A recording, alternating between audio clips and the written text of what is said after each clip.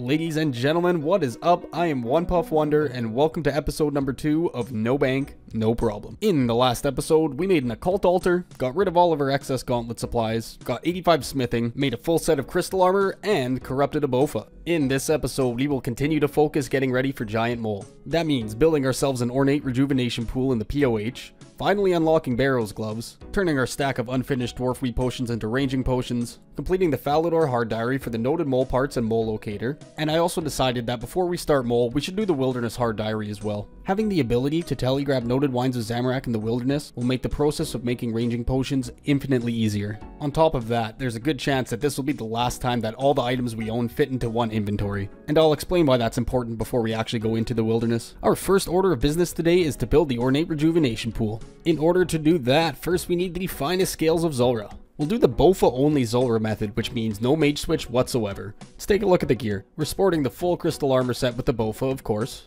A fire cape. A skill cape would have given us a +2 prayer bonus, but I didn't think for the amount of time we'd be here it's that important. We have the unholy blessing in the ammo slot and myth gloves. Those are actually our best in slot right now. And last but certainly not least is the Shazian Boots 5, aka the Shazian Force 1s, aka the sweetest kicks this side of the River Salve. Little known fact, but on top of having defensive stats, the Shazian Boots actually give a +4 to range accuracy. Before I get into the inventory, I should probably say I have next to zero experience with Zulrah, so it probably looks pretty scuffed. I also didn't refresh my memory with any guides, but it's an easy boss, so what could go wrong, right? I went with 3 prayer potions, and something tells me that's way too much.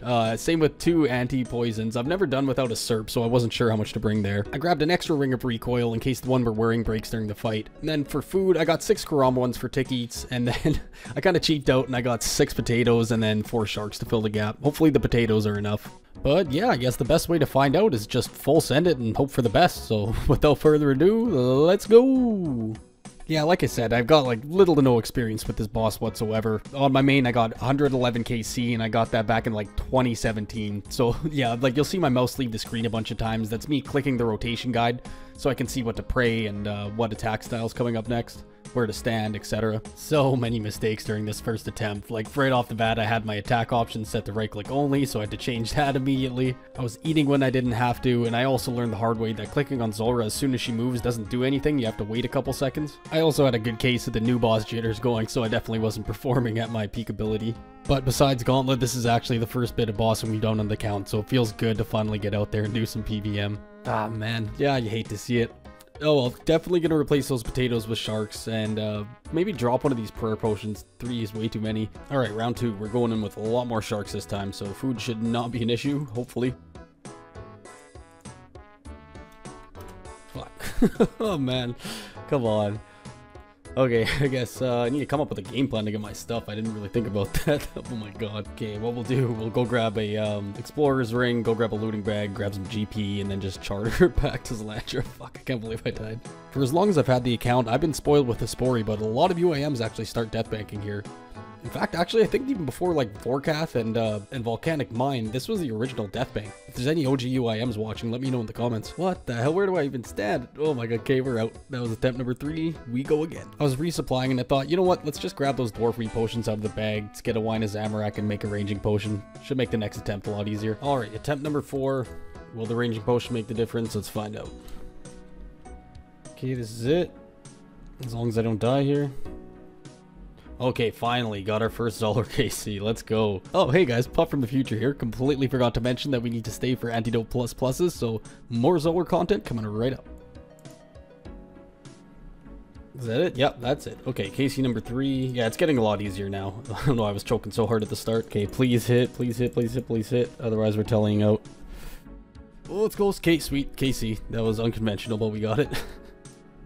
And, oh, nice, we got the antidotes. Let's go. Okay, we got those on 4KC. Sweet. I'm not gonna lie, I was having a lot of fun, but it won't really be practical till I have a Ring of Suffering. Having to make rings of recoil in between every time is kind of a pain in the ass. Along with the 10 anti-venoms, we need a gold leaf and 1,000 blood runes. So I'm gonna go to Blast Furnace and grab, I forgot to grab the money out of my coffer from when I was doing the gold bars. And then after that, we can go get the gold leaf from the other side of the lake. Alright, let's build this thing. So if you didn't know what the Ornate Rejuvenation Pool does, it's the highest tier pool that you can build in the POH. It cures your poison, cures your venom, restores your health, restores your stamina, restores your prayer. This thing does it all. Freaking amazing upgrade to have. I'm super happy to finally be building this. Yes, look at that. Purple pool in the house, an iconic moment for the account. Let's have a little drinksy from this, come on. The very next thing on our mole to-do list is to get Barrow's gloves. So I already have all the quest requirements. The only thing I'm missing is 70 cooking. So what I'm going to do is a method called Hasidious Kitchen. It requires an empty inventory, so we're going to suicide Hispori really quickly. Okay, gamers, here we are at the Hosidious Mess Hall. I think I called it the kitchen in the last clip, but no, it's actually called the Mess Hall. So this is an activity to gain Hosidious favor, but even after you have 100%, you can still do it. It's basically supplyless cooking, so you don't need to bring any raw food into here. You can just grab utensils and ingredients from the cupboards and cook away. XP rates are supposed to be pretty good, so it should only be here for a couple hours. Pineapple pizzas are unlocked at level 66 cooking, and that's the highest tier food you can make here. So you want to start each rotation out by having 13 bowls in your inventory, and then you pull out 13 pots of flour. After you have those, you head over to the sink and fill your bowls with water. The next thing you're going to want to do is you hold down the 2 key, because you'll see in a second that we have 2 options to make pastry dough or to make pizza dough. So I move the pot of flour to the bottom right corner, that way I can smash up and down, and then hold down the 2, so it automatically makes the pizza dough. Now, if you select your empty bowls and just click on the cupboard, it'll automatically deposit all of them. Next, fill your inventory with tomatoes and combine your pizza dough and tomatoes by, again, clicking up and down. Then you'll want to pull out some cheese, and I move the unfinished pizzas into the bottom right corner again, so I can just spam up and down.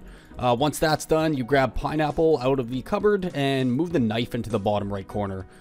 So you can't put the pineapple on until after they're cooked, so I like to cut up my chunks, then cook the pizzas, and once those are done, we'll combine with the pineapple. I learned this method from a Spook Dog guide, which I'll link down in the description. You might have noticed me hopping worlds in between grabbing the flour and the bowls. If you look in the top left corner, you'll see there's 3 bars for the pies, the pizza, and the stew. On each world, they'll have like separate demands of what they want, and you want the bar to be at 33%. So after you hand in the pizzas, your pizza bar will start to go down. That's why we hop worlds, to refresh that. Another thing I did to make this a little easier is I shift right clicked all the ingredients and the bowls and swap the amounts you withdraw to 50 or 10 in the case of the bowls. That way it's just faster and easier to pull things out. Once the pizzas are done cooking, combine with pineapple, and before handing them in, make sure you pull out some bowls to make things a little easier. But yeah, that's pretty much it. Somewhat click intensive, but at least you get to AFK a little bit while your pizzas are cooking. Simply repeat the process until your desired cooking level is achieved. Oh wow, looks like we will be getting the level from the 5 XP drop pizzas. Let's see, yeah, 4 XP away. Here it is, 70 cooking. That is the last skilling requirement we need for Recipe for Disaster. I mentioned in an earlier clip that we had all the quest requirements out of the way. That is true, but we don't have the sub-quests done. Well, we have some of them done, but not all of them.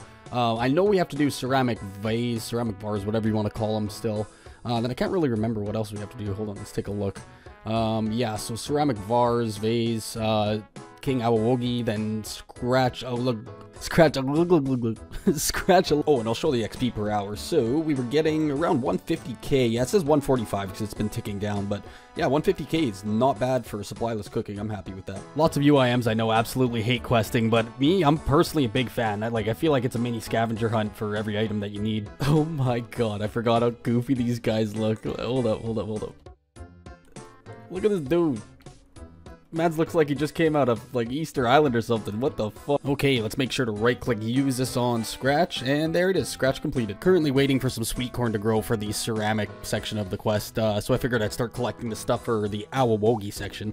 And I figured I'd give you guys a little tip for early game UIMs. The monkey talismans you'd normally trick that monkey kid for can actually be bought here at the rune shop, and then they can be stored for future use over here, at the end of that winding tunnel with our homie Zooknock. It's worth noting that he'll only be at the end of the tunnel until the end of Monkey Madness 2. After that, he'll move to Tree Gnome Village, kind of by Anita's house, west of the Grand Tree. But yeah, you'll notice I brought 1 talisman for each of my bones, and then I have 1 extra. So after I turn these into Grigris, I'll be able to use this on Zooknock, and he'll actually hold on to it for me. Now when I come back for Monkey Madness 2, all I have to bring is monkey bones. Bro, come on, look at this. Dead sweet corn. Jeez. Okay, well, I'm going to a concert anyway, so I'll be back in 5 hours. Hello, everybody. I am back. Show was great. Corn looks great. Looks like it's got the juice. You know what? We'll pick it tomorrow morning. I'm going to bed. Good night. Good morning. Let's get this corn. We need to make some corn flour for the ceramic sub quest. Where the hell's the quest guy? There we go. Yeah, pot of corn flour. So I've never made this before. I have no idea how much you need. We'll just start. That's way too much. We'll go with 3, and then I'll grab some pots and grab that stuff, and I'll see you when we're done the subquest. And apparently I wasn't recording, but that's ceramic vase free. 1 more to go. That's Mr. Awawogi right here, and we already have half the items, so let's go finish that up real quickly, and then I'll see you right back. Congratulations, you have freed King Awawogi. Nice. Okay, that was the last one we needed. I guess we go prepare for the boss fights.